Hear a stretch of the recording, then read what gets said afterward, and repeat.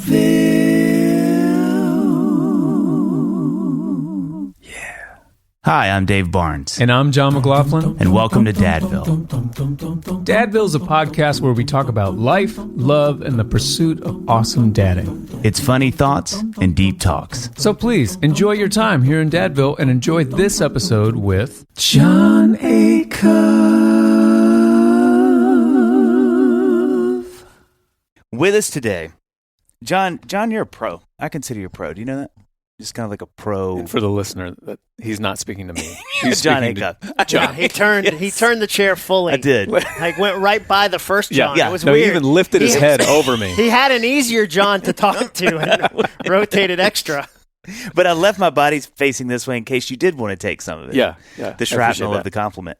But we have Jon Acuff with us who, I think still, John, you're probably the most professional in this space of any of my friends that's like thought writer. Like, and it's funny because as many musician friends as I have, which is a lot, even some comedy friends, I don't have I feel like you're a unicorn to me in this town. Not because you probably have 100 friends like this, but that live in that space that you live in. And so I feel like you're like the one friend I have that I'm like, oh, he's like speaks to like all these people, writes all these books. Because I just don't. It's so funny that even living in Nashville, Annie Down does that to a degree. Totally. But in the space that you're in, I guess what I'm saying is I'm surprised that I have you as a friend because you do something so different. Yeah. And it's such a different. And so every time we talk, I told Annie today, I was like, I feel like every time Acuff and I catch up, I leave with like a small book of thoughts. I'm like, oh, that's really good. Oh, man, that's really good. Oh, man, that's so kind of you to say. I really mean that. Yeah. And so it's fun having you back because obviously, we love you and we've had you before. But I just feel like every time you have something new that's out, it's fun to read and learn. But I feel like every time we talk, you're thinking about. We played what? Ping pong. Yeah, and paddleball. Oh, yeah. Paddleball was the last time we said. We only do paddle sports. I tried to get Dave to swim with me, and he's like, "Well, we can paddle." I'll do a canoe though. Come on. But even then, when we saw each other, I was like, "What are you thinking about?" And you had like 3 or 4 thoughts, and I remember getting in the car that night. I was like, "Gosh, those are really great thoughts." I think one of them was that guys our age aren't burned out; they're bored. Yes, they're mislabeling boredom. This is what I thought about because the guys I know who would tell you, man, if I've got 10 gears, I'm at a 9. Yeah. And I would go, you're at a 3, buddy. Yeah, bro. Yeah. It's not that they've left it all out on the table. They've barely tried. Yeah. And so they're really bored. I meet very few people that are burned out. But also, I was telling my friend today on the drive down here that, I have 4 thoughts about generations. One is, boomers shouldn't retire. Because the whole thing is you're supposed to retire to something, not from something. And everybody who picks me up at the airport goes, yeah, I was retired for 3 months. It was miserable. So Yeah. I miss people. I got it. Yeah. Now I drive a car. I always think about Gen X, Gen X is bored, not burned out. I think about millennials, it's not too late because they're being told you'll never be able to afford a house. Wow. You can't do. And then for Gen Z, no one who's Gen Z should have work-life balance. Your 20s are go years. Yeah, I told a kid that the other day that was 24. Because, what happens is 45-year-olds who think they're workaholics, but they're not, will go, man, just be careful, work-life balance. Don't tell a 24-year-old that. This particular kid I'm thinking of, his girlfriend lives in Atlanta. He's the youngest he'll ever be with the most energy and the least responsibility. Yeah. Go. Yeah. Imagine telling a young artist, I wouldn't tour too much. Yeah. I would. You're going to want to pace it. Yeah. You, have you read any Wendell Berry? Yeah. At 24, at 24, you shouldn't be slow farming. You should be fast going. So that's what you said to me. You said to me at pickleball, what are you thinking about lately? And I was like, man, this specific thing. And I think the correct answer was the lights are bright. They're attracting a lot of bugs, No, but that's what I mean. I think that's one of the things I so appreciate about you. I think you have such a gift for synthesizing thoughts. It's always fun catching up because I feel like when I ask that, you do what you just did. You're like, well, it's funny. And I feel like we're trying to keep the basement from flooding. And you're like, oh, that's a good thought. That's good. It feels like you're probably when Dave and I are in lyric writing mode.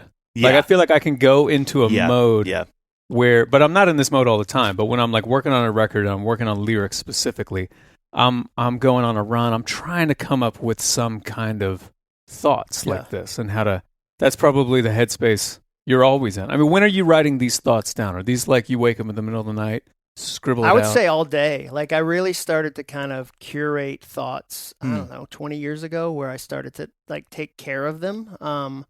My favorite definition of creativity is Dorothy Parker, and she says creativity is a wild mind and a disciplined eye.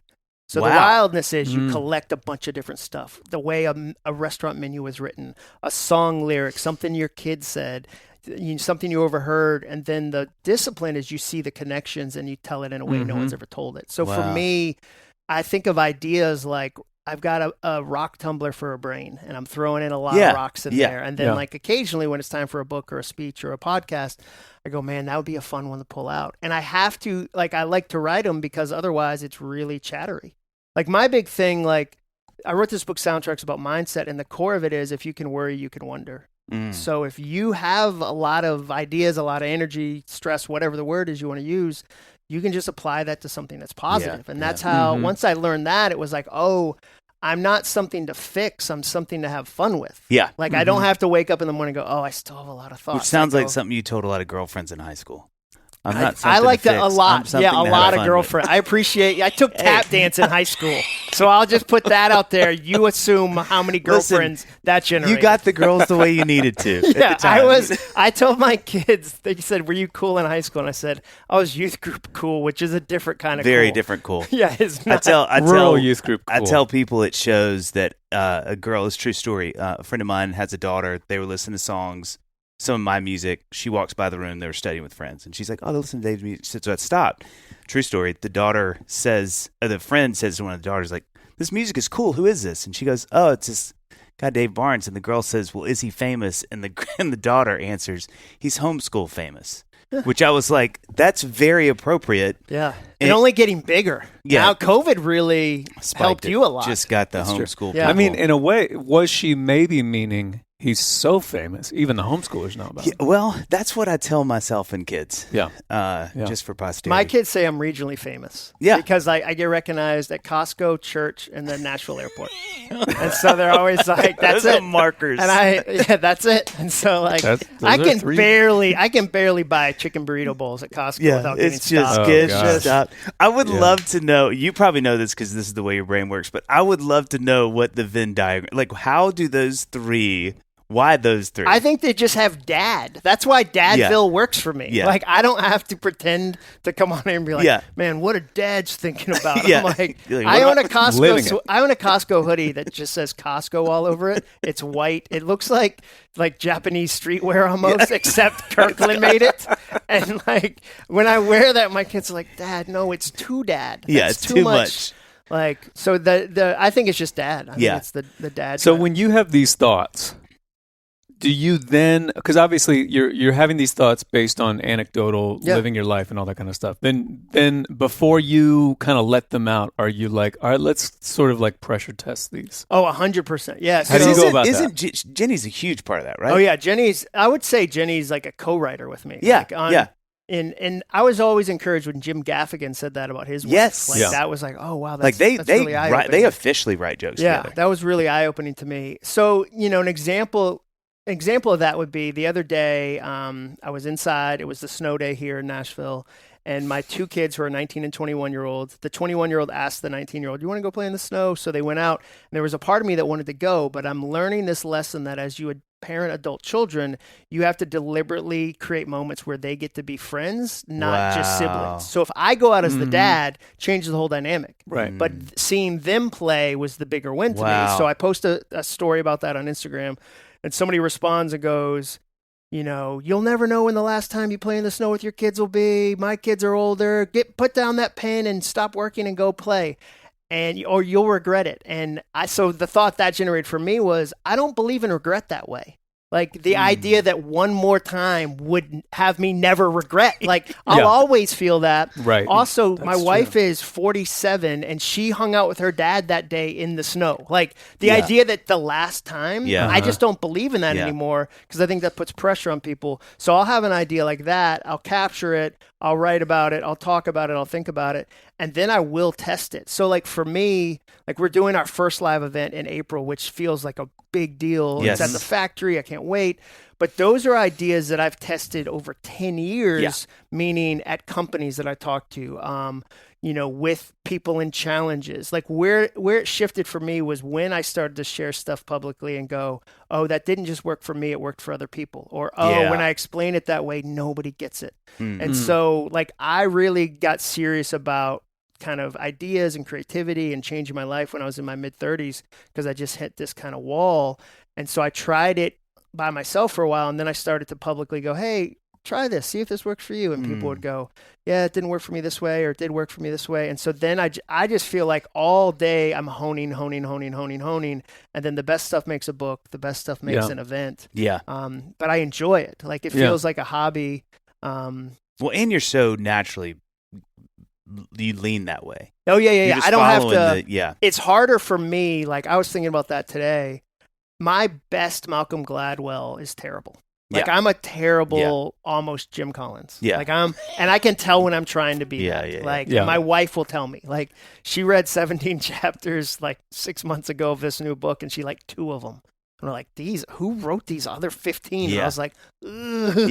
Yeah. And she was right because she was saying you're not being honest about what you think and your voice. And so when I'm in the zone, it comes easily.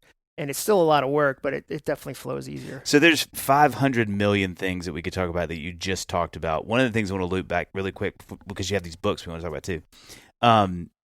You mentioned Gen X. Yeah. And we talked about this again in one of our paddle sports moments. But just what did you say about what was your thought on that, our generation? Well, our generation was just the boredom burnout thing. Like our generation was, I think you have a lot more to give. I think so. Like the event's called Remarkable You. So I'm in this zone of thinking, why don't people? And what date is it, by the way? The 14th and the 15th. Okay, great. Why don't people choose Remarkable? Like, and so I just was kind of like, what are the reasons?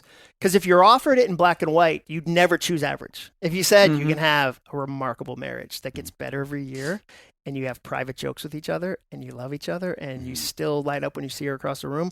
Or you can have an average marriage where you become partners, and when the kids leave, the only thing you had in common leaves, and then you get divorced. Yeah. Which one would you choose? No one would ever go, I'll take that average one. Or same with Tell careers. me more about that average give me one. some more of that average. So I just for me, that starts a process of going, well, why do people not choose average? One, sometimes they didn't see it modeled. So like, we live in a town where people do unique jobs. Yeah. Like in our neighborhood, the best Christmas lighting is because the guy does the lighting for Eric Clapton. Like that, and the lighting for Miranda Lambert. You're not going to win. With no, dude. Like you can have all the inflatables you want. He's like, did this for Clapton. He liked it, but whatever. It's just the front of my house. It's amazing. Yeah. But that guy, if he lived in Cloudcraft, New Mexico, would never bump into that. He wouldn't even know that was possible. So sometimes people aren't remarkable because they didn't know it was possible. They'd never seen somebody do it. They didn't know he could be a writer or a musician or a stay-at-home mom. They didn't see a stay-at-home mom, whatever. Sometimes it's because somebody told them they weren't remarkable, like a parent, a teacher, a pastor, a coach.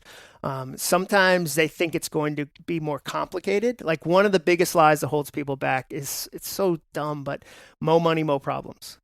Which is, if I get more successful, life gets harder, more complicated, more stressful. Yeah. But I've had no money and I've had some money, and no money doesn't equal no problems. It's actually the opposite. It created more like the smallest little financial emergency was massive when I had no money.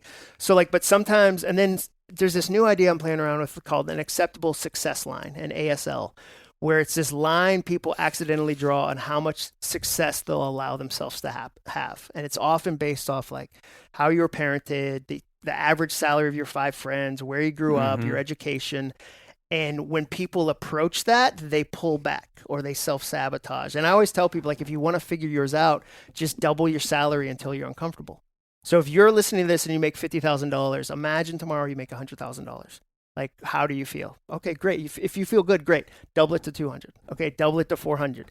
And when you get to the spot where you go, what would I even do with all that money? Nobody needs that much money. That's selfish. I'm like, all of a sudden you go, okay, just know, like, you're setting yourself a ceiling. You don't know you did it. So for me, I'm approaching ideas that way to go. And so with Gen X, like, I'm constantly at dinner parties, like trying to amp people up and go, dude, you got this. Like, you're capable of that. Because we're the worst judges of what we're capable of. I very rarely meet somebody who overestimates. You usually underestimate. So The Gen X thing is just because that's the age I am, and I feel at 49 I'm just starting. So like, dude, people come up to me and go, man, you're doing a live event. It's a lot of work. There's a lot of moving pieces. Like, and it's true. Like tablecloths. Like when you do a virtual event, you don't think about tablecloths. But like, I'm 49. So when people are like, just kind of, why don't you just chill? Why don't you just enjoy life? And like, when are you going to retire? I'm like, ask a bird why it still flies. Yeah. Because it's a bird. Like, I don't want anybody to have a life they need to escape from. So from a Gen X perspective, I'm like, how do I wake up people my age to go, there's so much to do? To a millennial, I go, don't let anybody tell you can't afford a house. Like, no one can give you 60-year advice. You'll never be able to afford a house. They don't know. Like, is it going to be easy? Of course not. But, like, you can figure that out. And then, like, it's silly stuff. John, you asked me, like, how do I think about this? Like, the way my brain works is, like, when I see people wearing shirts that say, I'm sorry I'm late, I didn't want to come, or I can't adult today, or namaste in bed, I connect that to the study that showed when people read words about being old, they physically acted old unknowingly. Just from reading words for 45 minutes, it changed how they... So imagine you wear a shirt all day that says you're not talented, you're not capable of being an adult, you don't have it all together. And then I go, man, that's sadness couture. People are wearing sadness couture. So then I go, like, that's a negative... Like, you're draping yourself in negativity. And then I take that and go, most people practice stress and chaos. Like, so I meet people that go, yeah, I feel negative. I'll go, well, tell me about your day. And they go, well, got up late because I stayed up late watching YouTube, and then I listened to a political talk show as I drove in, and then I listened on the way home. I listened to a podcast called "Brutal Unsolved Crimes in Your Neighborhood," and then I fell asleep to my favorite Netflix show, "People Being Murdered Who Look Like You." Yeah. Like, dude, if you tell me you watched the Dahmer documentary and then you had bad dreams and you can't figure out why, I'm like, I know why. You're practicing stress and chaos and fear. And so even when you're crushing it, we sort of put on the stress a little bit of it. You know what I mean? Yeah. It's almost like it's it's sort of like equalizes it. When you're doing really well, you're like, oh, I'm just so busy, you know? Well, and that's the other thing is, like, the so busy thing is interesting to me because, like, you chose the calendar. Right. Like, even the busiest parent, you go, man, volleyball is killing us this weekend. I'm like, oh, man, they made you sign up for volleyball? Who came? Was it North Korea? Did they do that? They had your daughter join 4 That's teams? how they're infiltrating us, volleyball? Slowly. Volleyball and lacrosse. Yeah, it's and so, like, and it takes all your power away because now you're like, and that just gets him to victimhood because you're like, the calendar is your boss now. And you're like, man, I would have an amazing life with this stupid calendar. Well, it's like, no, you're like, what if you got to choose those things and still do the same things, just look at them from a different perspective. So that's what I'm thinking about all the time.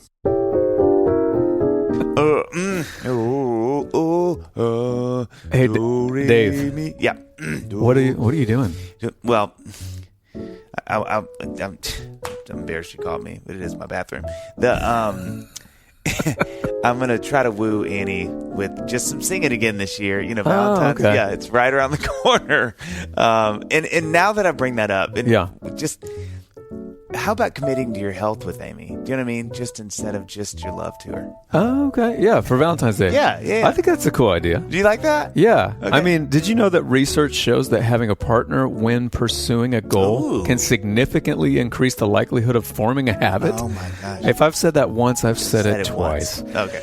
So, Amy and I will be doing a challenge to see who can take our AG1 the most consistently. John, if I could say this, and with AG1, consistency is easy. It's so easy. That's probably why y'all decided. Just 1 scoop a day in cold water, and you will experience increased energy, digestive regularity, immune support, and even a healthy mood. Healthy mood. See my mood right now? It's so healthy. You're smiling. It's the first time in years. What? Anyway, that's why I love AG1, Dave. It puts me in a healthy mindset. Each time I drink it, it reminds me that I'm doing something good to support my mind and my body. Oh, my goodness. Taking care of our health shouldn't be complicated, John. And AG1 simplifies this by covering our nutritional basis and setting ourselves up for success in just 60 seconds. I mean, I can do it in like 40 now. Yeah, AG1's ingredients are heavily researched for efficacy and quality, and they work great. Yeah. John, I'm so glad you said that. It's never too late to create a new healthy habit for 2025. So try AG1 for yourself. It's something we've actually been able to stay consistent with. and that's why we've been partnering with AG1 for so long.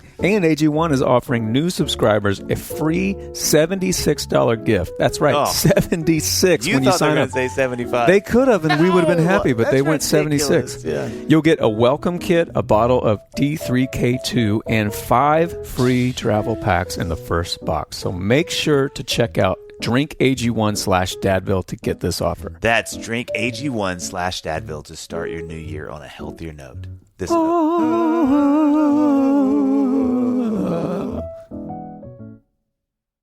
Bridget Jones, it's time to live.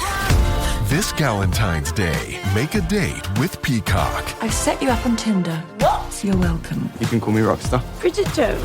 But you can call her mummy. Experience the final chapter of Bridget's unforgettable journey. By all that's holy, Bridget Jones. You are a brilliant woman. Embrace the chaos. Enjoy your weekend, Mrs. Darcy. Bridget Jones, Mad About the Boy. Streaming only on Peacock February 13th.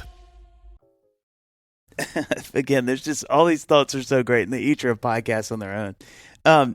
I'm curious because we're around the same age.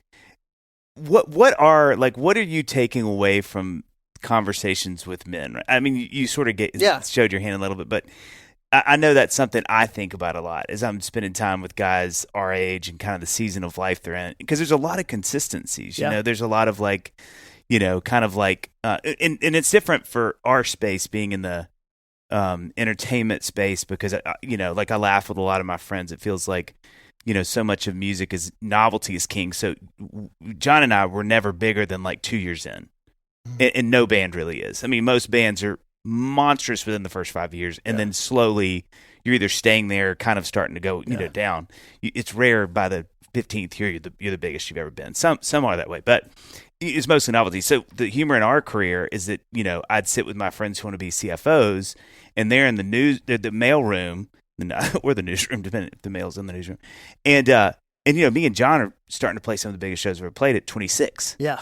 And so the scorpion tail in that, where we get hit, is it's sort of like as our careers are kind of set, or they're kind of like, this is what it looks like. They're like, dude, finally landed this, the CFO at 45, and you're like, oh man, that's fun. So ours is a little different, because I feel like what I'm seeing with a lot of friends is that kind of very much real mid-career, not crisis at all, but just like inventory of going is this what I want to keep doing? Am I enjoying this? Is it paying the bills like it used to?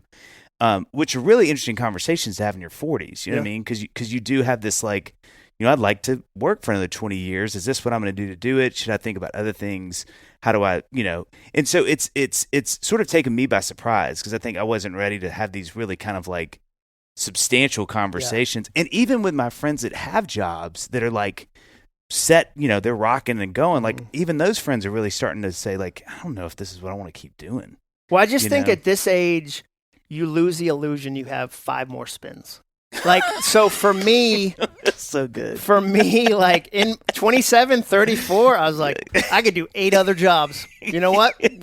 I could be a farmer. I was I had so many spins. I think the older you get, hopefully you start to wrestle with that and go, okay, if I did this job for 8 more years, I've got 3 more. If that's 24 years, I just think you start to wrestle with that. And then the other thing is you have different headspace too as your kids get older. Yes. I think every self-help, nonfiction writer should say, I have kids, I'm married, here's what I do. Because you get this advice from a 22-year-old who's start the day with a 2-hour morning routine. And you're I'll tell my toddler, hey, I'm doing mindfulness. This is me. So if you could not do the stuff you do for the first 2 hours of the day, that'd be helpful. Yeah. So for me too, it's I think your kids are getting older, you're parenting adult children. I think there's 100 books for young parents of young children for every one there is about adult children. So that's a new season. Exactly right. You're in this new season. And so those are the conversations I keep having is people are in transition. They're in new seasons, and we're terrible at admitting when we're in a new season. We have the hardest time. One of my soundtracks is new seasons deserve new scorecards. New seasons deserve new scorecards. That's so good. So many people our age will go, I'm just not killing it like I used to. And I'll go, has anything changed? I'll go, not really. And I'll kind of keep poking, and they'll go, I mean, my dad did move in. He's got early onset dementia. He takes like 30 hours a week. But other than that, not much has changed. And I'm like, that's you're going to need a new scorecard. Yeah. And so that's the thing I tell people a lot is like, in this season, what does a win look like? Yeah. And also like, don't try to figure out the next 10 years. Like an idea that I've written about before is like 3 weeks is firm. No, 3 days is firm. 3 weeks is fuzzy. 3 months is fiction. Like when you think about your calendar, 3 days is firm. I could tell both of you guys in the next 3 days, I know 90% of what's going to happen. There's going to be surprises. There's going to be family stuff that comes up, but I've got a pretty good sense. 3 weeks from now, it's a little fuzzy. Like there's some fuzziness. 3 months from now is roughly fiction. Where like if you said to me, where are you going to be 10 weeks from now? I'd go, well, I might be here. But so that's the other thing is like releasing people from the pressure of I need to know what I'm going to do with the next 20 years. Yeah, that's great. Because I just don't think that's realistic, and I don't think it's helpful. God, I feel like you should be staring. Well, you are staring at me saying this, but that's really helpful. I'm curious, have you, and I mean, you know, with Jenny too, have you, or let me ask a better way. What have you felt as the girls have left? Oh yeah, so it's this crazy new season. We're not calling it empty nest because it feels like you need calcium chews for your brittle bones. You know, like it's just, and it couldn't be sadder. Yeah. Empty nest. Right. Here's my cold twigs. I lay my bird body that, like, on. Implies that you guys don't count. Yeah. Like, Jenny, I don't even there. notice Jenny. Like it's just still empty. I mean, she's physically there, but there's an emptiness that pervades in the eyes. So we're calling it the road show because we're like we're gonna go places. But our first lesson, like on a Saturday, we did all the stores too fast. Like we had a list of like stores we were going to go to. Because you're used to like, we got to get back. Dude, we whipped through them and so we did Costco. We did the grocery store. We went to like 5 or 6 places. Went to church. You went to the airport. And it was 9:47 a.m. and we had like 16 hours left of the day.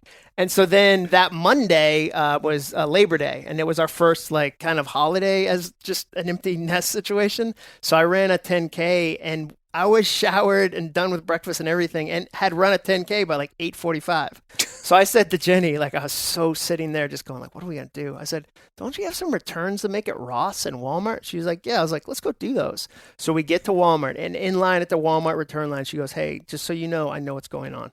She said, you're taking my Wednesday task because you're feeling restless today. This wasn't about spending time with me. Wow. You're just bored. So on Wednesday, you have to entertain me. I was like, let's go home. And she was right. There's no world where I'd ever go, you know what would be cool today? You want to go make some returns at Walmart? Yeah. I haven't been to Ross in a while. Can we? Let's go see what their policy is on pants. Yeah. And she called me out. And so I think what we're learning is to fill it in different ways. But then also, like, when I was young, like, say I was mid-20s and I would see, like, an older couple reading books at, like, a cafe, I'd be like, oh, that's so sad. Yeah. They don't talk to each other constantly. Now that I've been married for 24 years, I'm like, it's a really healthy sign of marriage to both sit in the same space and not feel like you have to entertain the other person. I used to feel that exact same thing. I used to work at Texas Roadhouse. I've been trying to think of a way to bring that up. Slide in those DMs. They're sponsoring today. So. They are. Thank you, Roadhouse. Texas We're Roadhouse. nuts about Texas Roadhouse. That was free. That was free. But whenever I would see a couple sitting and not talking to each other, I would feel so uncomfortable for them. And now, I mean, you know, Amy and I have been together for about 20 years now. Now I'm like, I didn't see the other 23 and a half hours that they're together all day. Yeah. You know? That is the thing that I think about so much. I mean, we're still 10 years officially away from Roadshow. You guys were partying a lot. We were just, oh man, I was on the road. He wasn't ready. Don't tie me down. Don't tie me down. Huge crowds, huge venues, late nights. But, you know, I think about that because I'm having friends that now are in that season that you guys are in. And it's kind of horrifying, not because again, one of the nuances, and you know this from your life, like I'm around Annie a lot already, so that's not going to be scary because when you work at home and write, I see Jenny constantly. Yeah. So that doesn't scare me. I think where some spouses would go like, man, that's going to be a lot of time with the partner that I usually have this much time with. That's not what scares me. It's just what you said so well. It's time. And it's easy because John and I are in the season where you're like, you lampooned it well. We're like, oh, this, and then we're going to, and then we're driving all the way to Franklin. And, you know, I've learned in those few moments of lucidity that I'm like, this is actually really great. And it's really fun. And it's a great way to spend my time. And it's super fast. It's super fast. And Jenny, we would always joke with each other like, well, these are our only kids. Like when we would have to go do something, we'd be like, where are the parents that are supposed to do? Oh, wait, we're 100% of these kids' parents. I am the one that needs to. But I think about like the season we're in, which is so busy, and I can feel on the really busy days where I'm like, I would love to not have to do this right now. But I know enough being the AJ, and then I'm like, oh, you're going to, one, miss this, but two, like, this is always what else are you going to do? Yeah. Like, Dave, what's that other thing that you had? What is it? And I'm like, there's not really another thing. It's just more I don't want to be here. Yeah. And I feel like a healthy balance of like when I hear you talking about this Saturday or whatever, I'm not so much jealous of the Ross return situation, but the Saturday, I'm like, that gets me excited. I am excited about that. And I feel it in a healthy way because it's not immediately followed by some guilt. I'm like, in a healthy way, I'm excited about that. But it also then makes me, I think, in a good way, be like, okay, Luca's going to be out of the house in like 6 years. Yeah. You know, and then Livy 2 after that. You know, so I feel like I'm in that sweet spot of like, it's not so far off that I'm like, I might as well not even think about it. Like, we're in this mode forever. Both of you guys, too, live in that sweet spot of the illusion of, like, that you can control a lot of the situations. Like, when your kids are young, there's still that belief of, like, I can kind of figure out a way for them to have good friends. Like, when you have young kids, you'd be like, oh, what are the chances? Jackson was at the park, too, at the same time we were. Like, and bump their heads together and be like, boom, now you're best friends. Yeah. And the older they get, so, like, high school is that way, college has been that way, you have to be really open-handed as a parent. Like, I wasn't ready for that. I wasn't ready that prom would be stressful to me. Like, that was, like, and there's not a thing I can do to change that. And then the other lesson I've learned about parenting lately is, and I listened to this business book, Beyond the Hammer, that was like about a construction company, but it basically said the leader sets the temperature of the room. And he was talking about business, but I think it's true of families too, where like if I add my stress to theirs, it multiplies it by 1,000. So even if I'm stressed out about something, I have to have a level of calm that is unnatural to my personality. But I don't want to add that to theirs. And I need them to be able to have their feeling, not my exaggerated feeling. And so that's like, but I never thought that when they were 7. Like, because I could kind of trick myself into believing like, it's second grade, we're fine. But like as they start like finding jobs and meeting boys and all the stuff that you have no control over, that's where I think it's this next level of parenting that really forces you to open your hands. So speaking of that, what have been the big shifts you've felt going from high school to college? You know, if you had this set of worries in high school, is it harder now? Is it different? Is it more now that they're in college? Or how does that... I'm glad to be done with high school. Like, I thought high school, like the joke I sometimes do is like, before I had high school daughters, I thought Mean Girls was a movie, not a documentary. Like, now I know it should have been done by Nat Geo and like that old guy David Attenborough or whatever his name is. So like high school, I don't miss the stress of high school. Like especially senior year, they gaslight you the entire year. They go, we're doing a special last bagel day. I'm like, my kid hasn't eaten a bagel all high school. I'm like, this is a special one. It's the last one. So they last one you to death, dude. And it's like, you're never going to see him again. You're never. And so I don't miss the stress of high school or the pressure. The difference with college is like I think you're trying to give them room to become adults. So you don't want to push too hard. I never thought that. There was no part of me when they were in 6th grade or 7th grade or even 9th grade where I was like, better pull back and let them learn this lesson. You know, where in college it's different because you want them to develop some of those skills to stand up on their own. You want to, you know, figure out like, what decision are they going to make? You're thrilled when they ask you for advice. Like that's a real win is when they're like, I got this situation coming up. You're thrilled when another parent gives them advice that encourages them to listen to the advice you've given them. So like, I just think you start to see more and more of that happen. And I think you start to set up conversations for their 20s. Jenny can see like 9 corners ahead. She's really good at kind of seeing what's coming 10 years from now. So just the other day, I heard her saying to our oldest daughter, who's 21, she was like, hey, when you graduate, you're going to have a ton of time, but nobody will think they have a ton of time because they get so focused on their job. She's like, from 6 to 10 every night, you have available time. You can do a ton of stuff. Don't get kind of isolated in your apartment. Don't get like our oldest daughter went to London for the semester, which was a super fun opportunity. And there were girls in her group like that were there at the program who DoorDashed Chipotle. And watch Netflix. And I was like, look, you'd be, I don't know if I can ground a 21-year-old, but you'd be so grounded. Like you're grounding yourself. Like I was like, if you're in London, one of the greatest food cities in the world, and you're like, I think I'm getting Wingstop. That's that Pizza Hut wing place. And they're watching like Love Actually in London. In London.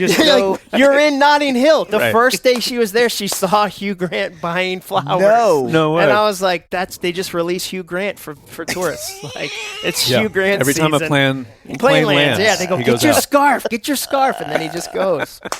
But so like we're trying to, like now we're kind of shifting towards character stuff of like, be brave. Like one of our family soundtracks is Own the Ask. Because when our kids in high school would say, well, I'm not doing anything this week and nobody asked me to, we'd go, only ask. Be the friend that asks. Be the friend that reaches out. And you guys will experience that because I think COVID so isolated them so intensely for a couple of years that we're barely seeing the bruises of that. And so like I'm seeing a ton of isolation in middle schoolers, high schoolers. And so I think that's what I hear a lot of parents struggling with is like, I think every parent is desperate for their kid to have good friends. Yeah. And I think every parent needs to know, like, every other parent is, like, there's not some magical group of friends that, like, are doing amazing things. And it's like, we help this old man with his yard work all day because we love each other. And there's 8 of us and we all whittle together. We all have the same pocket knife. Like, I think as a parent, you have that fantasy. I just think it's hard to be friends right now in high school and middle school. And I think in college, you start to kind of try to prepare them for their 20s and their 30s. You know, when I was growing up, one thing I got from both my parents, but I especially remember it being like actually said multiple times from my dad is like, go, like get out, go do like adventurous things. And then especially when we all, I have 2 siblings, when we all graduated, he's like, he wanted us to go to college on the other side of the world, like go travel, do all the trips, like when you're done with college, move somewhere. Like he was very much like, go, get out. Didn't he just say that to you though? Actually, yes. Okay, that just keep going. What's the significance of that? I think that's a fun thing to know. But just go on. Yeah, well, we can circle back to that. But now, as a dad of 2 girls, 12 and 9, as much as I want that for them, like, and when they were little babies, I'm like, I'm embodying that. I'm taking that from Mike McLaughlin, and I'm like, that's what I want for these little girls. As they're getting closer to like leaving, I can feel myself really not actually pulling back on that, but like that feels scary, so scary to me. Yeah. What was that like for you? It feels like, from what you're saying, you kind of had that sort of MO for them. Yeah, I mean, for me, it's always back and forth. Like, I think parenting is never like one thing and then it's settled. It feels like there's always a tension. There's always a dance. You're always learning some lessons again and again and again and again.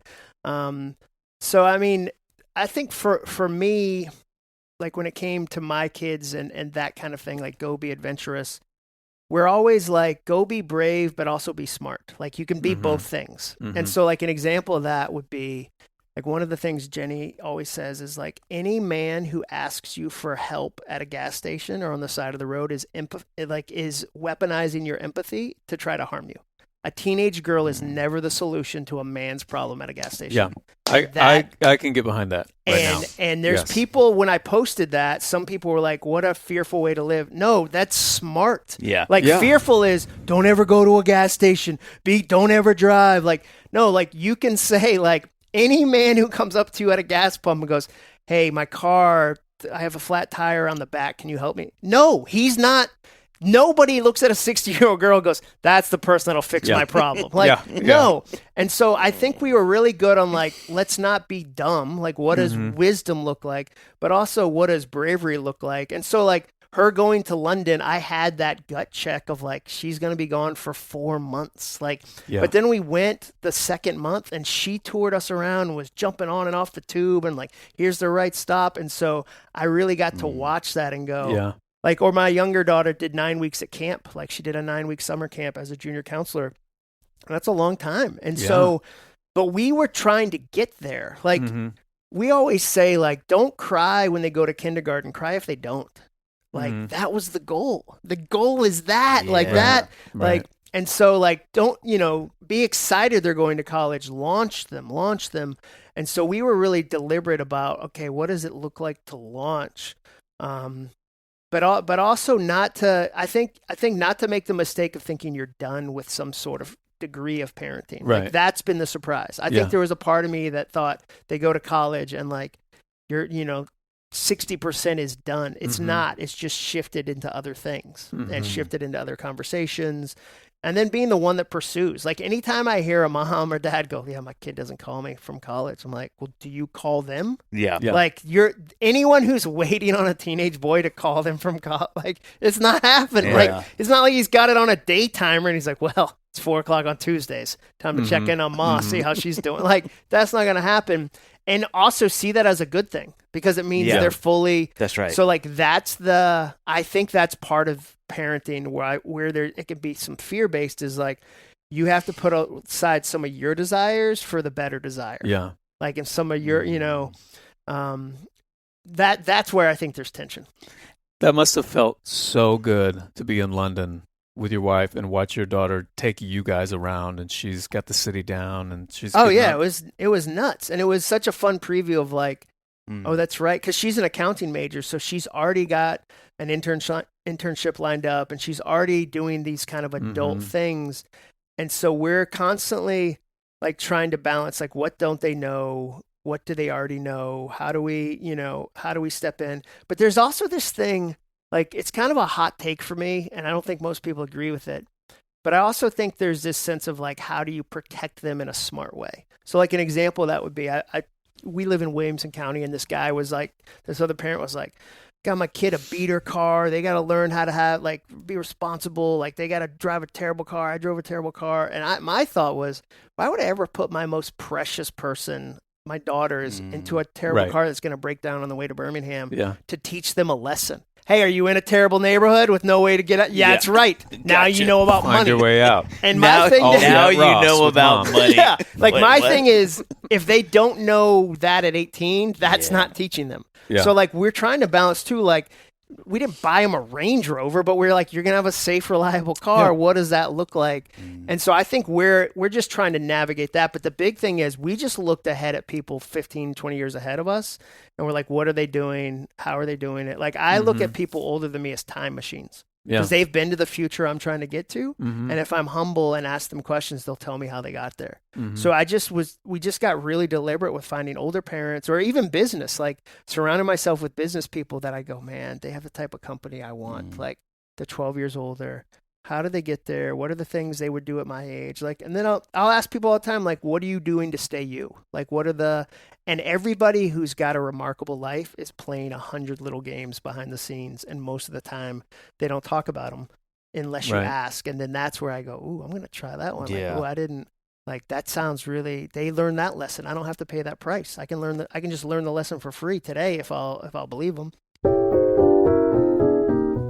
What a beautiful day. Dave. Oh my gosh, John. Hey, how many times have I told you to not get up in my business? And John, that leads me to this question. John, when you hear about businesses that are selling through the roof, like Cotopaxi or Aviator Nation, what do you think are the reasons they're doing so well? Just tell Dave, us. I'm glad that you asked me. You kind of surprised me with that question. I'm thinking it's a good product, a good brand, maybe brilliant marketing, but I feel like there must be something else. Surely. That's right, John. It's often the business behind the business making selling simple. And for millions of businesses, that business is Shopify. You know why? Because nobody does selling better than Shopify, Dave. Home of the #1 checkout on the planet and the not-so-secret with Shop Pay that boosts conversions up to 50%. Upgrade your business and get the same checkout as Aviator Nation, right? Sign up for your first... Nope. Any of them, John. It can be your first or last. Or Keep last. going, don't stop. Sign up for a $1 per month trial period at shopify.com/Dadville, all lowercase. That's right. Don't you hit that caps lock. Don't you do it. Go to shopify.com/Dadville to upgrade your selling today. Shopify.com/Dadville. Live from Radio City Music Hall, it's the SNL 50 Homecoming Concert featuring performances by Arcade Fire, the B-52, Backstreet Boys, Bad Bunny, Bonnie Raitt, Brittany Howard, Brandy Carlisle, Chris Martin, Dave Grohl, David Byrne, Devo, Eddie Vedder, Jack White, Jelly Roll, Lady Gaga, Miley Cyrus, Mumford & Sons, Post Malone, The Roots, and more. Celebrating 50 years of SNL music, February 14th at 8 p.m. Eastern. Catch it live on Peacock. Yeah. One of the so with your books, you have another book out called How Teens Win. I think we talked about playlists last time you were here. One of the things that I think, obviously, I want to hear what it's like writing a book with your daughters, because that's crazy. The thing I think that's especially interesting about that is you're doing your job with your daughters. So it's not just, hey, let's do this thing over here together. Yeah. But I'm an accountant. Yeah. You're inviting them into your occupation, which is really interesting because this is it's kind of like your domain. Yeah. But two, it's like, it's how you've made money. And usually families sort of like out there and they're like, look, Dad's over there. And you kind of wave and you do your thing. From the hedge fund. Yeah. I mean, I was just thinking what else I'd be doing. I'd clearly be killing a hedge fund. Russians of hedge funds, bro. But what is that like when you're, because I'm thinking about me and we have numerous friends, Ed Cash, one of our dear friends, is in a band with his kids. Like that's a weird. And when I put that together, like, oh, you kind of did the same thing. What does that feel like? It's funny because the writing process is funny just because the writing process is. It's like when somebody goes like, "What's the formula for a song?" You're like, "Well, get out some glitter." And, there's not a.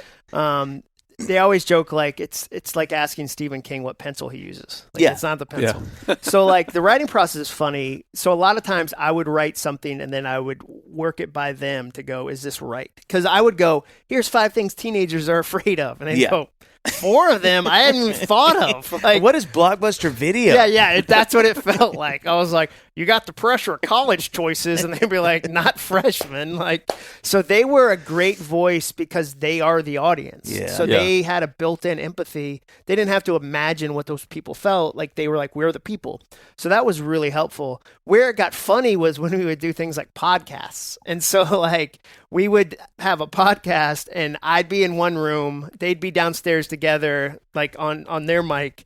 And I could see like my older daughter like being like, stop wiggling. Like, cause like, the younger daughter was wiggling too much. So they like, I could see them navigating podcasts, or after they'd be like, boy, that person did not read the book. Like they could pick up on that. Cause like the questions were like, tell me about life. What is life? Books. Am I right? Books, man, paper. And like, so they got to see some of that. And then we've done a couple speaking events. So like that's the other part. So like Ellie and I are doing an event coming up. I think it's in May. And so that's really fun too, because then I can kind of guide her in that and go like, here's what that looks like. Here's how you do that. But for me, it ended up being really fun. And it also like it called Ellie and McCrae to like high levels that they might not have called themselves. Meaning like the last day of senior high, McCrae drove from Franklin High School to the studio for the last day of recording the audiobook. Jeez. Like that's a high pressure emotional day. And then you have to go record an audiobook, which is anybody who records an audiobook that are my friends text me and go, dude, that was, cause it sounds like super easy. Like I can read, but then you've got, it's challenging. And so, but what was fun about that was she showed up, she was, rightfully so, like a little like, whew, I just got here. And Ellie jumped in and did her chapter and was like, okay, I'll do this chapter. You catch your breath. And so I got to see them work, but it also taught them like, yeah, you can do hard things. And I think that's part of our job as parents is to kind of pop the bubble of this thing's insurmountable. So now like they won't be afraid of books. There's a lot of people that come up to me and go, I want to write a book. I've been writing it for 9 years. And it's become this massive, scary thing that they've really built up. It seems impossible to most people. It seems impossible. An album, impossible. Like playing a show, selling tickets, whatever, impossible. And so I think that's fun. We've popped that bubble. And we've been like, hey, and then like we say stuff, we just like one of our catchphrases that came from my friend Grant, or one of our soundtracks is bags of gold are heavy. Bags of gold are heavy. So like you have to work. I think one of the greatest disservices parents give their kids is when they tell them they're capable of anything, but they don't also talk about the price. So because what happens is when the kid finally bumps into the price, they feel like a failure because it's not supposed to be this hard. They feel entitled, like it should just be happening. And you don't have to give them the whole price right out of the gate by any means. Like, I'm not saying that. If somebody told me 16 years ago, you're going to write 10 books, but it's going to take you 16 years, I would probably seems like a ton of work. Like, thankfully, nobody did that. I just did it day by day. But I just think that when we tell our kids you can be anything, we should also introduce some of the price. Like, so when they say, I want to be a National Merit Scholar. All right, cool. Let's figure out what does that involve. Like, let's talk about a few of the things, like, so they can be part of that decision of, I want to be the top swimmer in Nashville. And you go, cool, let's talk about that. Or I want to achieve this. Cool, let's talk about that. So that you can work on, that's when you get to work on it together with them. So like when we say bags of gold are heavy, like if I go to an event that's far away and it's difficult to travel, I'll say that and be like, bags of gold are heavy. And it turns out they're in Seattle right now. That's where they are. Like I'm in Nashville.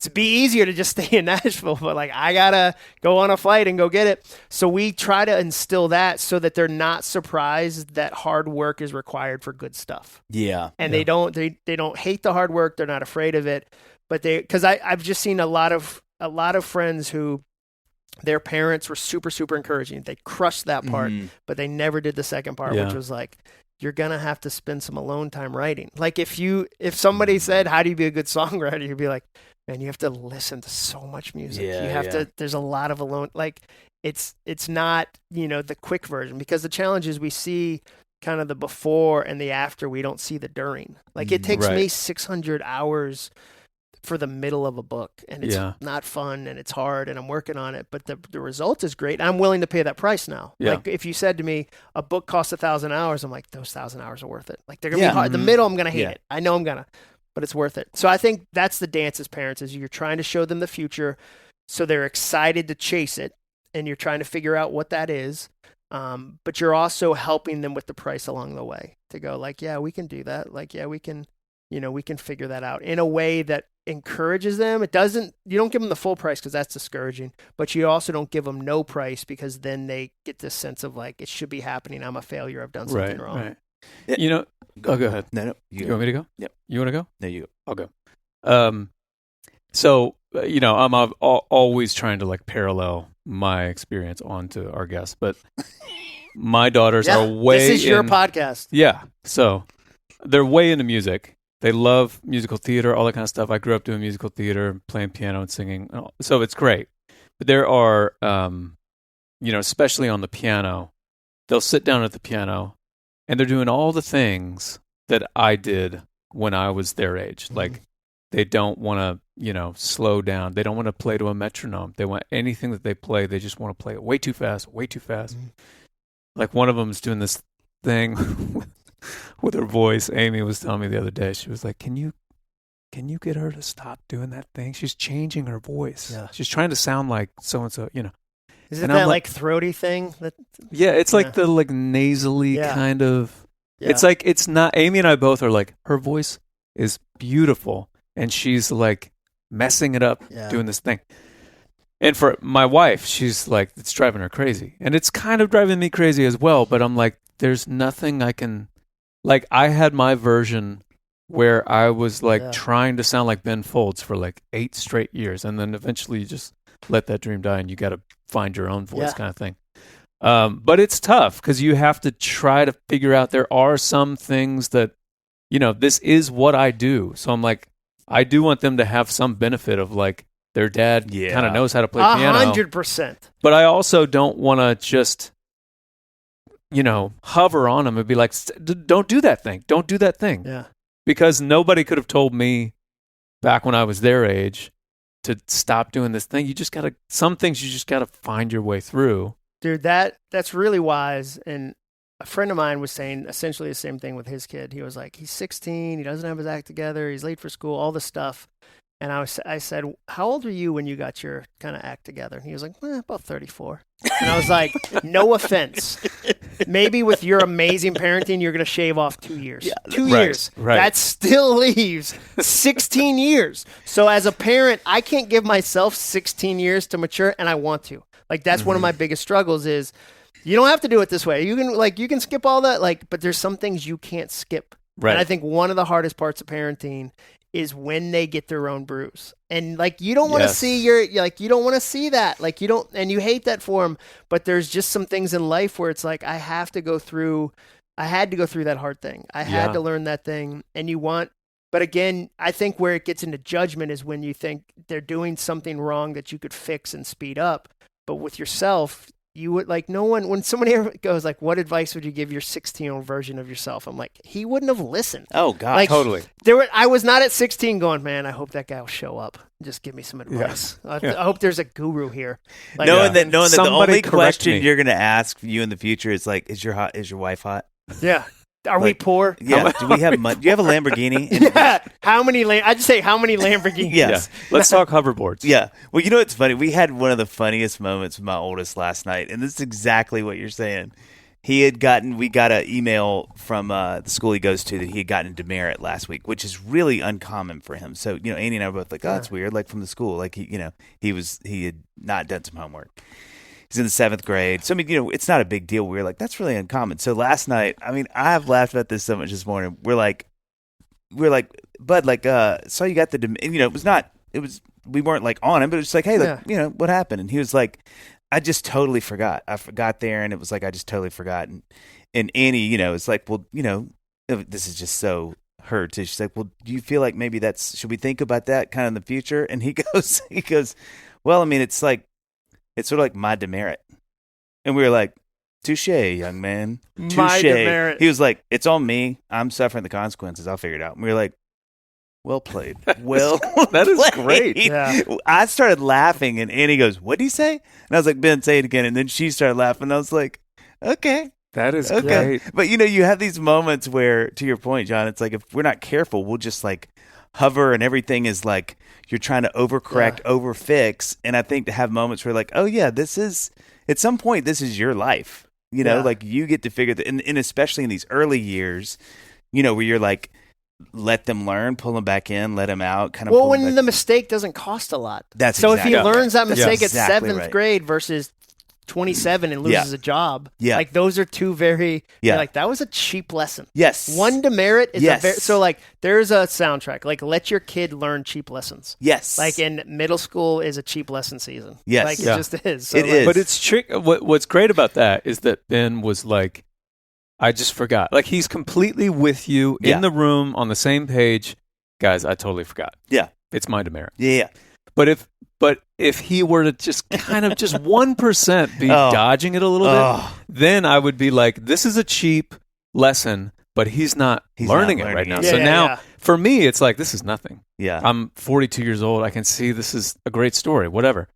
But then I'd be wait, no, I have to pretend this is a big deal because he's not getting it yet. Yeah. Do you know what I mean? Oh, yeah. Well, and I'm curious, one other thing I want to ask too, John, is with your girls, at the ages they are now in college, have you noticed that the way it's not, I'm not saying you've ever been less or more honest, but have you noticed a transparency that's changing with their age? Or do you feel like your relationship with them has always been pretty open that way? I think it's been pretty open. I think part of it is what do they need to know? Yes. So the stress thing, they don't, if I'm stressed about something or if I'm sad about something, they probably don't need to know that. Yeah. Because Well now said. The dad sad, putting dad sadness on a kid is a huge, that's the heaviest, next to titanium, it's the heaviest thing. It's I'm not mad, I'm disappointed. So I don't feel like that's dishonest. I feel like that's me going no, I need to process these feelings myself. Right. And they're going to process their own feelings. So no, I don't think there's been, I wouldn't say there's an honesty shift. I would just say it's the amount of things they need to know or we bring them in. We're pretty open talking about money. We didn't talk to them about money the same way when they were younger that we do now. But now when it comes to okay, you want to rent an apartment off campus. Well, here's what that does money wise. Here's why, we're not casual about that, or so I think we try to involve them in decisions that way that maybe we wouldn't have 5 years ago, because now they're going to be on their own in a couple years, and we don't want money to be new. Like that's the other thing is like, I want them to have some laps before they get there. Like, so if we can create some laps, and I think that's another thing we do is like, we break down a lot of situations where we'll be like, hey, this thing that happened to that person, how would you have handled that differently? Like we workshop a lot of conversations where it's like, oh yeah, I can see how that happened. Oh yeah, that, and so we're trying to do like teachable moments that way where we're pretty open with the discussion of like, yeah, that was a mistake. Could we have avoided it differently? Like what's our family's, or we'll say like, what would you say is our response to that situation? And they'll go, oh, this. And I'm like, okay. Like, cause if they say the opposite, we're like, oh man, we didn't teach that one very well. Yeah. So I think we're pretty open with that. Yeah. Was there ever a time going through, cause your girls are the same distance in age as my girls. And so I'm getting ready to go into, like, we just got into middle school with our oldest. So I'm getting ready to go. They're probably going around the dark side of the moon. Yeah, that's a good way to say it. That's a good way to say it. So I'm bracing myself. Was there ever a time, like, if you look back, 4 or 5 years ago when you were in the thick of that you couldn't even imagine that you would have written this book with your daughters? Well, I don't miss middle school. Like, I don't know anybody who's like, man, it's the best. Like, I don't, like, if you ever ask somebody what age would you return to, they never go 13. Yeah. Like, so I don't miss middle school. Like, I found middle school to be 7th and 8th grade. 6th grade, they kind of isolate them and, like, they're kind of their own thing. And then they're in the broader population. Gen Pop. I was about to say the same thing. Yeah, that was the right word. That was the exactly the right word. So, like, for me, I found middle school to be stressful. I think the thing I wasn't ready for, not with them, was just like shifting friend groups where it was like, you really go along for the ride for all that stuff. Yeah, you go along for the ride. Like you're speaking into it a little bit. And then I just think there's a lot of emotions where you go, there's moments where you go from laughing to crying and there wasn't a heads up we're about to enter something serious. Yeah. Like you're like, oh, we're doing jokes back and forth. And so I think there's emotions that are high in middle school. But there was never, like, there wasn't a moment where I was like, I couldn't imagine doing the book. It was more like, I just think parenting forces you to mature. Like they're maturing too, but it's forcing you to mature as well. Like I always think like when you're single, it's me. When you get married, it's we. And when you have a family, it's they. Wow. And so like that's the kind of the transition. And so like the they just gets bigger and bigger and bigger as their lives get bigger and bigger and bigger. And it forces you as a parent to realize like, oh yeah, like I'm immature in that area. What am I gonna do about that?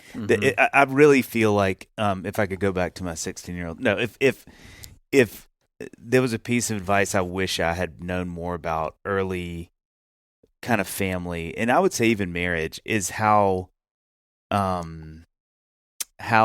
transient's not the right word, but just how much life moves. Because I think like, I thought like, oh, this is going to be what our life looks like. These people are going to be in it. These people aren't, whatever. Yeah. It's like, it just moves so much. And I think, I don't know, I just wasn't ready for that. And I've had some real hard times as an adult, sort of like being confused around that. Sort of like, we just don't see those people anymore. Yeah. Now, that makes me sad. And you didn't have a blow up. Yeah, like, no, it's not like at you didn't all. have a big fight. It was just like all of a sudden it's been 9 months. That's what I mean. And you go, oh yeah, and we like them. Yeah, like, we love them, but you just don't see. And I think that's something that is really. Have you had that where like not a breakup, but where there's been friendships with other guys that you just no longer have time for each other? Oh yeah, it's like, yeah. Which again, to your point, I think it's totally fine. But if I'm not careful, my wiring says, "Oh gosh, what happened? Like, are they mad, or am I mad, or are we both mad, or why are we not?" You know, and it might be his daughter plays volleyball. That's exactly right. He's in Orlando at championship weekend. Yeah, yeah. And I think that is a piece of life. To your point about as your last point, that I just have I not. I'm still learning that right now. Just really having to be more okay with just sort of like it's just ever shifting. It's Jenny's good at that. She'll be like, "Yeah, that season's over." Yeah, and I'm like, I didn't even know it had started. Yeah. Like nobody told me it was ending. Yeah, and And I go, okay, so what's the next season? She's like, we'll figure it out. And I kind of want to know. Well, and it's a weird, I think for me, it's weird negotiating how much of your life, especially with friendships of like couples and guy friendships, do you anchor to and you really moor to, and you go, no matter what, this is a priority. And then what of it do you learn to let be transient and go, they were great and we love them, but they've moved over here and we moved over here. And somebody can move like to the other side of Franklin and it's like we don't see each other you're again. gone. Like, and they're 12 minutes away and I'm like, well, I mean, that you might as well be in Kentucky. That's the Grand Canyon. I mean, we have friends in East Nashville that I just the other day was thinking about this exact same thing, Dave. And I was like, I haven't seen him in years. Yeah. And then I was like, oh, yeah, their oldest daughter is probably in second grade now. Yeah. She's been in school over there. I saw some Instagram post where, some expert in quotes was talking about friendships and they, I think number one, they said of all the determinants was location. Yeah. Number one. They were like, so, and their point was it's worth being mindful about where you live, which I thought was really wise because they were like, you may be going, oh, we can get this bigger house in this place. But you moving is going to set a ton of dominoes in motion you may not be akin to. And then you're going to wake up someday in a bigger, better house with a pool and the whole thing and go like, God, we haven't seen anybody in like a year. That's the land myth to me. Like whenever somebody's like, man, it'd be cool to have a piece of land. I'm like, like it feels isolated to me. I know. Like I don't. But I think that's part of it. I don't think you're supposed to have 50 of those though. Those anchoring. That's the other thing is like if you want to talk about something we don't like wrestling with, it's that we have limits. Yeah. Like there's the calendar is limited. The hours are limited. The emotions are limited. Whatever. And so like somebody asked me that the other day. They're like, "Have you had any relationships time out?" And I was like, "Oh, that's a good way to say it." That's like, a great way to say it. And I was like, "Yeah, I have." And part of it is like we just start going in different directions, or like some of it is you and I, the three of us do weird jobs. Yeah. And so like there's some situations where you can have a relationship with another weird job person that if you try, like at your kid's school, if somebody doesn't know what you do and is like, well, what do you do? And you're like, oh, I play music. And like, and then you start going like, man, I'm really trying to sell this album, dude. Like these Spotify rates are killing me, or whatever it is. And like, I'm trying to sell the tickets. Like I sold more for last Christmas than this Christmas. That's hurting my heart. Like they have no context of that. Yeah. Like I always say to musicians and authors, it cracks me up when people go, yeah, you shouldn't put so much of your identity. Don't tie your identity to your work. And I'm like, well, the book does have my name on it and my face, like my picture's on the back. It's about my family. It's about my family and my stories. And you're my thoughts. You're a comptroller at a software company. Like you probably have a little easier time letting go of your identity. That's so true. Like I'm looking at a Dave Barnes poster at the Ryman. Like there's a chance you took that pretty personally. Yeah. Like when you played the Ryman. I'm sure you were like, man, I hope this does well. Like it's so true. And so I have to wrestle with that. So I just think that that's part of it too, is when you find those people, you go deep with them. And sometimes people that you can't have that conversation with, you have certain topics you talk about, but not heart stuff. Yeah. Like I always think like with guys anyway, you don't have a real friendship when you call them and they go, "What's up, man? What's going on?" Like they immediately you okay? say, "Why'd you call?" Yeah, what's up? Why'd you call? Like it's not. Need me to come get you? Yeah, it's not a conversation. It's like, I know you got a reason because we only text. Like, you just skipped an intimacy level. Text. I think about that. I think about that a lot. Yeah, it's a weird season, but listen, thank you for your time. This is so you have this book. How Teens Win, and obviously your new playlist, which both of these are so great, and we're so glad you put out. And I've been listening to the audiobook all morning this morning. Oh, good. Your daughters did a great job. I'll tell them. Yeah, they have the and which they read, which is crazy. I mean, what we found with the book is fascinating. Your new playlist, when it came out, parents came up to us and would say, I couldn't get my kid to read a physical book, but we listened to the audiobook on the way to school. Mm-hmm. And because it's read by your daughters, it's a teen talking to a teen. And so we listen to a chapter and I get to ask questions. And so the audiobook became this was surprising way to connect with people. And then what the crazy thing is right now, we're getting people to take their whole family to the event. Like we're having people reach out and like, we hadn't even planned to have like a family package. And it was like, hey, I'm bringing my kids. Can I? Yeah. And so I love that sense of it's going to be the kind of event that like, okay, my high schooler's going to run out of there like the Kool-Aid man through a wall. Like he's going to, like if I can get him to sit into this. Because I remember my dad when we were younger, like he took I was in college already, but he took my brother to a Zig Ziglar event. Oh, wow. And that was one of those where like, and my brother still talks about it. And so I think my hope is that we continue to create content that the whole family can be like, man, that's encouraging. Mm-hmm. That's cool. the kind of kid that that's the kind of content I want my kid to be. Well, talk about this event real quick. So for people who listen. 2 days, Remarkable You. It's at the Factory. And the thing I'm excited about is that, as you know, as musicians, like magic happens at live events. Yeah. Like when you get in the same room with people. And so it's going to be the chance to be with 500 really encouraging people from all over the world. And my goal is the villain is procrastination. We're going to talk about why are we waiting? The solution is permission. How do we give ourselves permission? Because everybody's waiting for permission to do the thing. And we're waiting for somebody else to give it to us, but you're the one that has to give yourself the permission. So how do you every day? And then the result is a remarkable life. So we're going to be talking about those 3 things. And just in today, like I love actionable content. I don't I want to go, here's what you can do with that. Here's how to apply that. Here's how this is a soundtrack. So it's going to be a fire hose. So first day will be a ton of content. Second day will be a ton of community and a ton of people figuring out kind of their remarkable life plan. I want people to leave with something they can do the rest of the year. Because I've been to a million of those events where you get really inspired. Yeah. You get back to the car and you're like, what was that thing about the guy who fought the sharks? How is that going to help me be better in my cubicle? And so like we're being really deliberate about creating that for people. That's great. It's at the Factory. Yeah, that's awesome. The Factory is figured out now. Yeah. Like it took a long time, but that factory is amazing. Yeah. So it's going to be super fun. We've got I think we have a podcast discount, podcast 50. There it is. There's if you enter podcast 50, you can save money. Yeah. Also, and we're almost sold out of VIP. Yes. April 14th and 15th. Okay. And go to jonacuff.com/live. Can we also start a men's accountability group called Shark Fighters? Yeah, I'm down. You're probably, when you said best friends, I thought about, or friends, I was like, Andy Gullahorn, high-fiving that guy. He's out there, you probably see him high-fiving that guy. It's a moment. Yeah. People lay flowers on the yeah. Well, thanks for going on.